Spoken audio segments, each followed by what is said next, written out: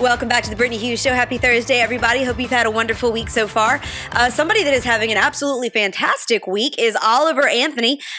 You probably didn't know that name a week ago, and now pretty much everybody does. He is an overnight sensation. He's a country singer, lives in a small town in Virginia called Farmville. Props and shout out to Farmville, by the way. I grew up not too far from there, and have spent a lot of time in Farmville, actually. So it's awesome to see Farmville make it into the news because of this guy. He's a former factory worker. He lives off the grid with his dogs, and he sings songs.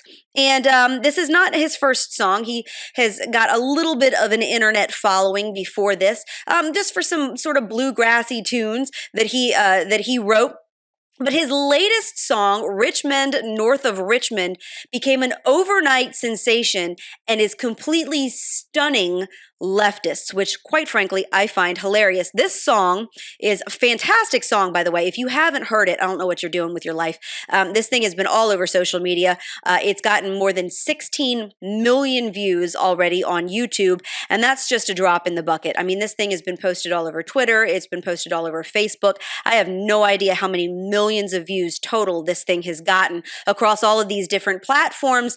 And it is resonating with so many different people that this thing climbed to #1 on the iTunes charts. It was the most listened to song in the world. Again, from a guy who was a virtual nobody just a week ago, who has a fantastic voice. He knows how to pick a guitar, a wildly talented guy, but that's not why this has become such a phenomenon. There are a lot of talented people. There are a lot of people who can play the guitar. Oliver Anthony happens to be exceptionally good at both, but it's the message of this song and the fact that it is hitting home with so many people. This is a song that mocks people who live off of welfare and just gorge themselves off of the tax dollars of other people while struggling Americans try to feed their families. It accuses politicians of caring more about trafficking underage women than about giving a rip about the blue-collar workers who pay their cushy salaries. It puts the blame on DC elites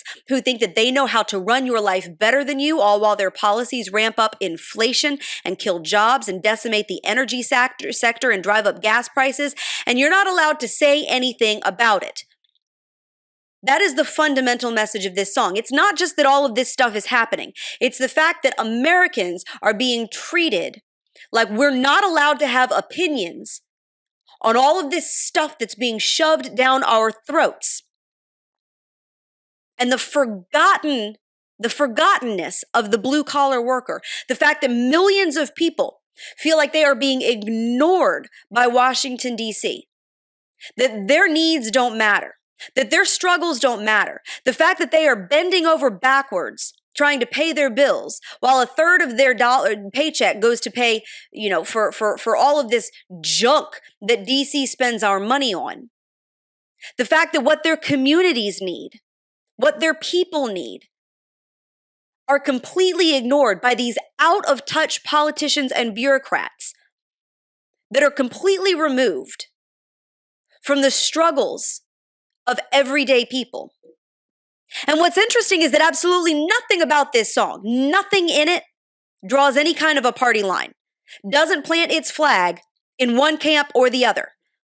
It never blames Democrats by name, which you would think that it does based on the way that leftists are reacting. It doesn't endorse any candidate. It is simply a truthful and soulful song written by a Virginia man who lives out in the woods about his struggles and what he sees happening in the world. I've been selling my soul, working all day, overtime hours for bullshit pay, so I can sit out here and waste my life away. Drag back home and drown my troubles away. It's a damn shame what the world's gotten to for people like me, people like you. Wish I could just wake up and it not be true, but it is. Oh, it is. This is a guy who's saying what millions of Americans are thinking, which is why this became such an overnight sensation. These rich men north of Richmond, Lord knows they all just wanna have total control. Wanna know what you think, wanna know what you do, and they don't think you know, but I know that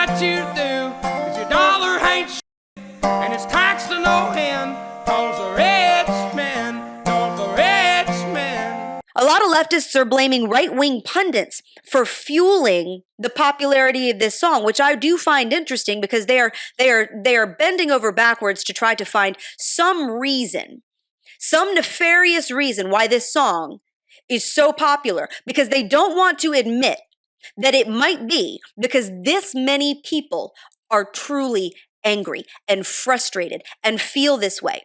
This song cannot be relatable to this many people. This song cannot hit home with so many people that becomes a viral sensation organically. Because if that's the case, then DC and all their media lapdogs are in a heck of a lot of trouble. So they have to find some other reason why this was made popular. They blame right-wing pundits for artificially ginning up views for this song, which is ridiculous. There are videos all over the internet of everyday people of all shapes and sizes, black, white, Latino, Asian, men, women, young, old, whole messes of people of different persuasions. We don't know what political party they are. We don't know what they may agree or disagree with.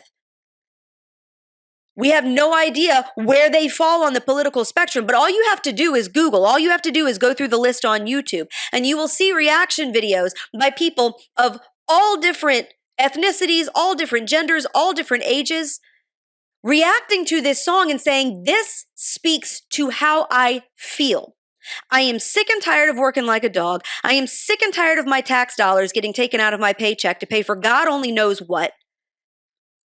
I am sick and tired of watching the system be abused by people who are not held to accountability. I am sick and tired of watching politicians stuff money in their pockets and fly off with Jeffrey Epstein to some island to do God only knows what, all while we are back here struggling and nobody seems to care about us. Some of these people, some of the reactions to this song, these people are in tears because it gives voice to their frustration. That only happens organically. You don't get that because it's pushed by right-wing pundits. You get that because there has been a visceral reaction to the message of this song. We saw it a few weeks ago with Jason Aldean's song, Try That in a Small Town, and the controversy that came about that. Now, of course, the difference being that Jason Aldean already has a massive following. Of course, he's an award-winning music artist, so kind of apples and oranges there. But what you saw were people reacting to this song. What you saw were people saying, I feel that way.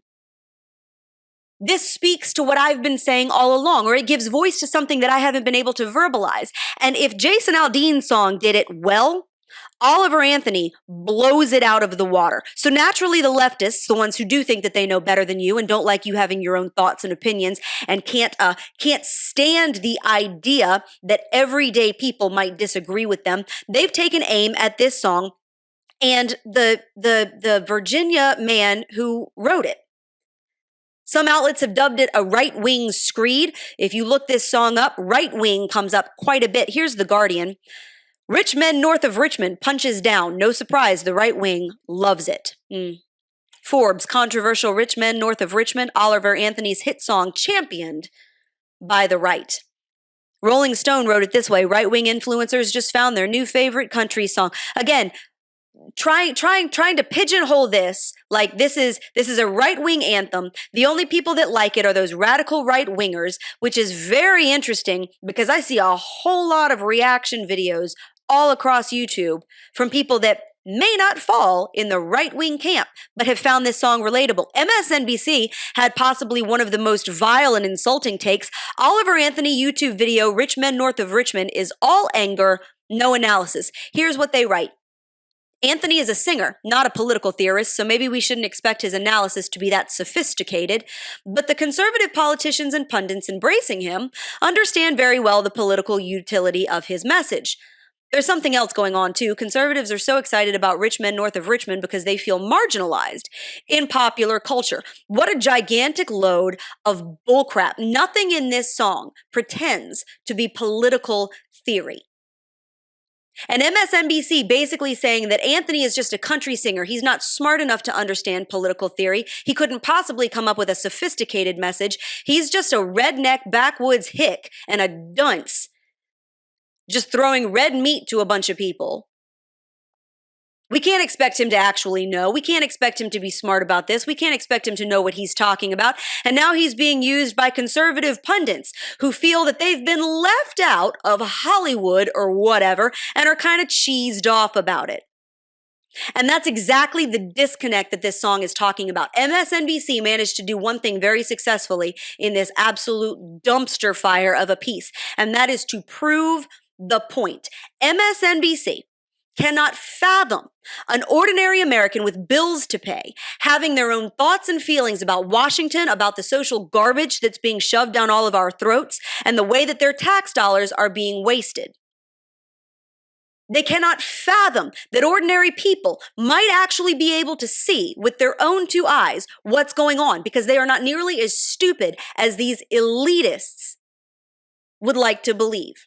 To MSNBC, in order to comment on these lofty issues, you need 4 degrees in political science and 20 plus years of experience working in the shadow of the Capitol building. Everyone else is just a moron. What did CNN call them? The boomer rube demo who couldn't read or doesn't understand geography? And it's exactly that elitism, that thumbing of the nose toward the very people who live and work in this country, in cities and in small towns from sea to shining sea, and who bankroll politicians' cushy jobs and their political pet projects with their tax dollars, the snubbing of the common man. That is exactly the problem. When Anthony sings the line, "and they don't think you know, but I know that you do," that is exactly what he's calling out. And that is what people are reacting to. They are sick and tired of being treated like they're stupid, like they don't see what's going on, like they don't see how their money is being wasted, like they don't see about how their families and their communities are being forgotten, like they don't see how politicians couldn't give a crap whether they can feed their families because inflation is so sky high. This idea that the working class are morons to be pandered to whenever election season rolls around and then ignored once the ballot box is closed, that's exactly the problem. This song is relatable to so many people, and the left cannot have that. They cannot have that. And it's not just because of the right-wing movement. It's because this song is relatable to people who are even in their camp. People that might lean to the left on certain issues, but who understand exactly what this guy is talking about when it comes to their dollars being taken, them grinding themselves into the ground, feeling like they can't get ahead, while watching Joe Biden take vacation after vacation after vacation, while watching politicians get away with all manner of crime and corruption and fraud, frankly, all while raking in cash. That is resonating with millions of people across the spectrum. Of course, if you're sick of watching your money get used for things that you find repulsive, you should also take a look at where your health coverage dollars are being spent, because every single year, millions of Americans pay exorbitant healthcare premiums for coverage that they don't use, only for their hard-earned dollars to go to subsidized medical care that they don't agree with, like abortions or gender-affirming surgeries. If you don't want to pay too much for health insurance only to fund things that violate your beliefs, you need Share Healthcare. Share Healthcare is not traditional health insurance. It's an affordable, cost-sharing program between people with shared values and like faith who want to keep more money in their pocket but don't want to pay to violate their own conscience. And with coverage plans that start as low as $149 a month, paying for only the things that you need just got easier. For more information, go to sharehealthcare.com, enter the referral code MRCTV23, that's sharehealthcare.com, MRCTV23, and find a plan that's right for you today. So this song is obviously more than just some tune that gets conservatives all riled up. If it were just that, it probably would not have become the overnight hit that it is. Americans have good reason to feel that politicians and bureaucrats have forgotten about the people who pay their cushy DC salaries. There is no denying that. And you don't have to look very far to find evidence of it. Case in point. Joe Biden's plan to give Hawaiians displaced by wildfires a one-time payment of $700 per household, not per person, per household, in emergency aid. Now, these would be the people that have lost their homes, lost family members, lost businesses, lost entire communities in the wildfires that are raging across Hawaii. which is a whole other conversation that I'd love to be able to get into in detail. Maybe we'll do that over the next week or so, of why the wildfires have happened the way that they have. Of course, leftists are immediately blaming climate change because that's their favorite boogeyman. But the people that have been displaced by these fires, Joe Biden wants to give them $700 per household, which last time I went to Lowe's seems about enough to replace, I don't know, what is that? Half a refrigerator if you get one on sale. $700 is nothing to people that have lost everything. It sounds an awful lot like COVID relief aid. Do you remember when we were all getting $1,000 checks and people that couldn't work because their businesses had been forcibly shut down by the government? People who lost their livelihoods, they lost their businesses, they lost their stores, they lost their restaurants, or they couldn't show up to work because their employer had to close his doors and they couldn't put food on their table. They were having trouble making their rent. They were emptying out their savings accounts.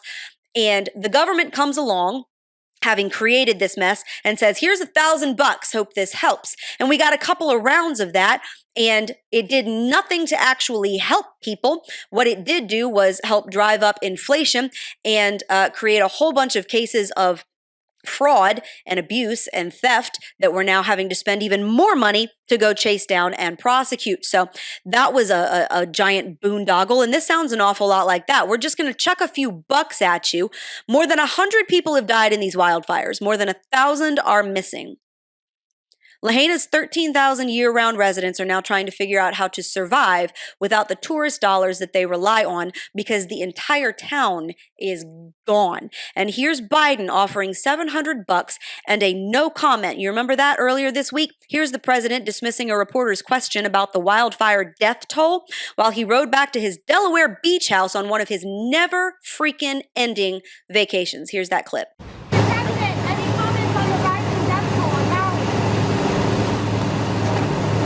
Come talk about the Hawaii response, Mr. President? And off he rides into the sunset. Of course, right after he got back from his Delaware beach trip, he's already heading off on another vacation.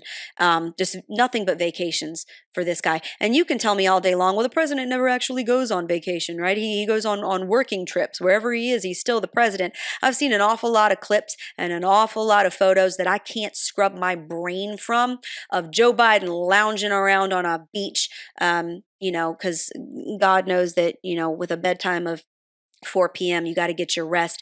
Of course, the White House quickly tried to run cover for that absolute debacle, which did not go over well, saying that Biden has launched a whole of government response to this disaster. Biden himself on Tuesday came out and said he would soon be heading to Hawaii with his wife, Jill. So they've got to kind of run damage control, right? Well, he didn't really mean no comment. I don't know. Maybe he just didn't understand the question. 80-year-old dudes probably didn't even hear it correctly.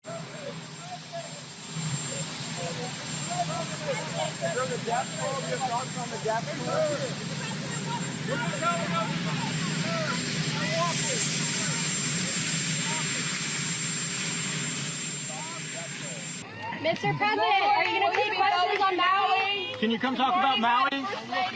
Can you come talk about Maui, Mr. President? Whatever. So we are doing the best that we can with our suggestion of $700 per household, which will go exactly nowhere. See, we care about disaster victims, just not apparently as much as they care about Ukraine. So the same week that Joe Biden said that he had no comment about the Hawaii death toll and floated the idea of $700 one-time cash payments to cover damages, the Biden White House also sent a request to Congress for another $40 billion in funding for various disasters. Of that $40 billion, $24 billion is earmarked for Ukraine, which would bring the total amount that Americans have forked out to help Ukraine to about $100 billion, including humanitarian aid, financial assistance, and military support. Only $12 billion, or half of what Biden is requesting for Ukraine is earmarked for disaster aid for things like the wildfires that are currently killing Americans. Oh, and this bill gets better. Another $3.3 billion of it is to fund infrastructure in countries affected by the Russia-Ukraine war. So that's on top of the $24 billion that Ukraine would be getting. Meanwhile, only $4 billion would be set aside for additional border security in the United States because, Mayor Eric Adams up in New York City is squawking loudly enough about it that Biden has to do something.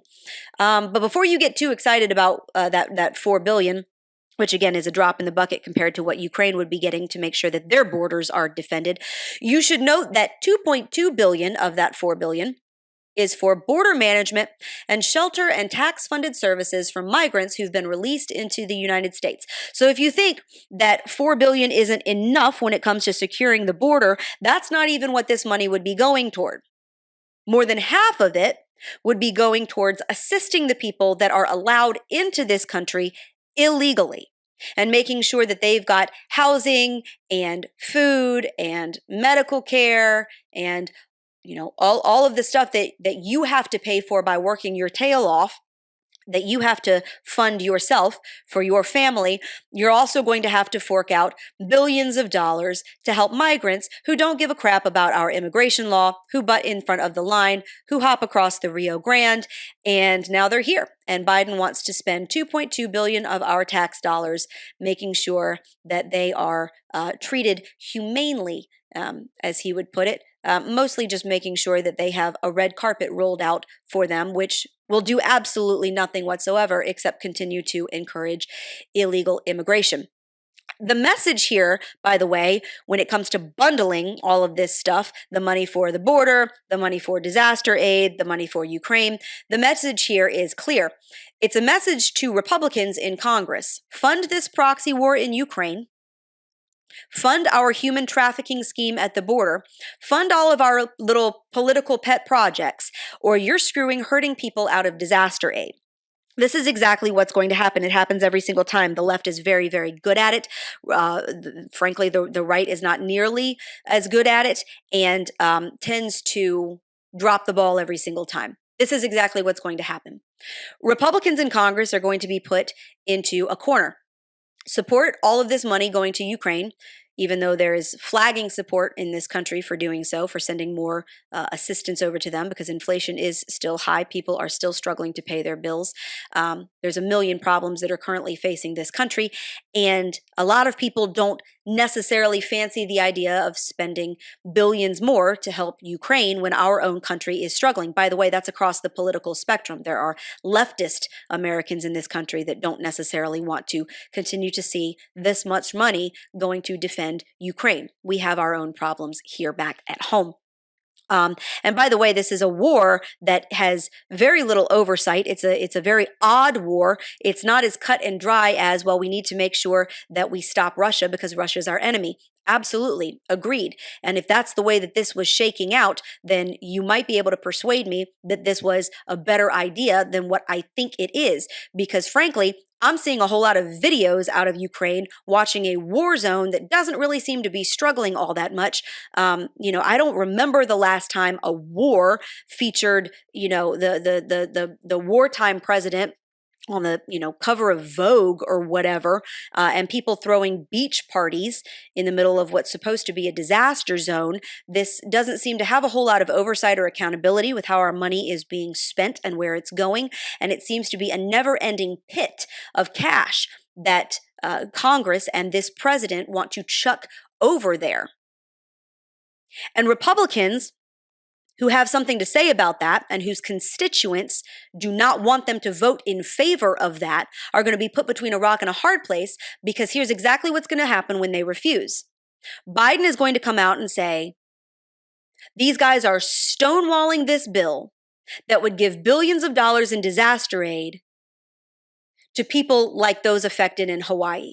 Do you not care about disaster victims? Do you not care about people displaced by wildfires? Do you not care about people losing their homes in hurricanes? Do you not care about your fellow American? And that's going to be the line. And so that's exactly what happens. These things, these pots of money to go to Americans who may need it get bundled up with all of this garbage. And it's this big package deal where you have to support the whole thing or else you don't care about hurting Americans. Mark my words, that's exactly how this is going to go.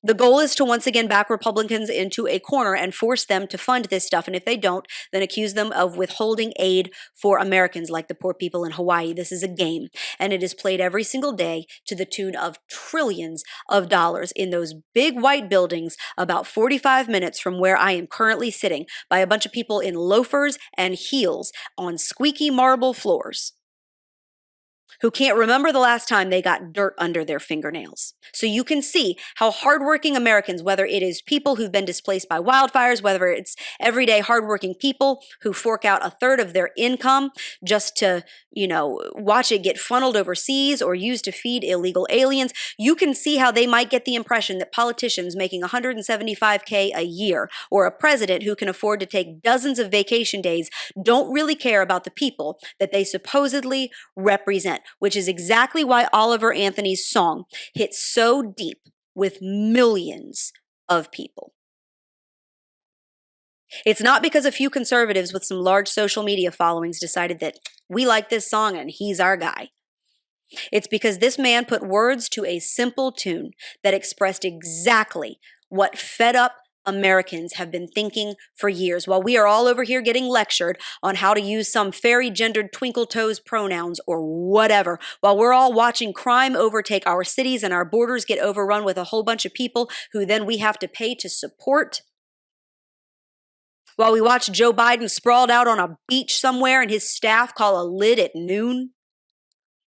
While we're over here busting our tails to pay for all of this garbage. And if you say anything about it, you're just a right-wing nut who probably can't read. Go back to your third shift, you moron. Hand over your money and shut up. And that is exactly the attitude that people are sick of. And that's what Anthony just gave voice to.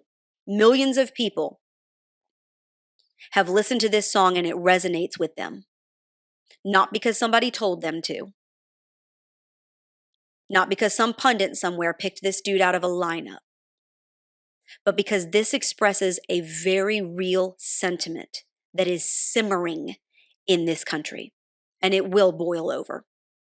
And with that, that's the Brittany Hughes Show. Thank you guys so much for joining me this Thursday. Hope you'll be back here next week for another episode. This weekend, make sure you head over to Apple Podcasts and hit the subscribe button on the Brittany Hughes Show. That way you won't ever miss an episode. Also, while you're over there, hit subscribe on the Newsbusters podcast. That one's on Mondays, Wednesdays, and Fridays with Tim Graham. And sharehealthcare.com if you're sick of paying a whole bunch of money for healthcare coverage that you probably don't even use and that might be going to pay for things that you don't agree with. Sharehealthcare.com. MRCTV 23 is the referral code. You can find out more information. Also, MRC.org/donate. Many people do not realize that the Media Research Center is a 501c3 nonprofit organization. That means that all of our content, including the Brittany Hughes Show, is completely free to you. We don't put it behind a paywall or a subscription. But it does mean that we rely entirely on donor support. So please, if you have not yet partnered with the Media Research Center and joined our team, MRC.org/donate. You can find out more information about how you can join with us and keep stuff like the Brittany Hughes Show coming. Thank you guys so much for being here. Hope you have a fantastic weekend. God bless.